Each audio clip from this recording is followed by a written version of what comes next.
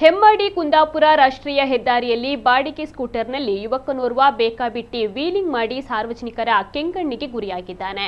ಇದೀಗ ಆತನನ್ನ ಕುಂದಾಪುರ ಪೊಲೀಸರು ಬಂಧಿಸಿದ್ದಾರೆ.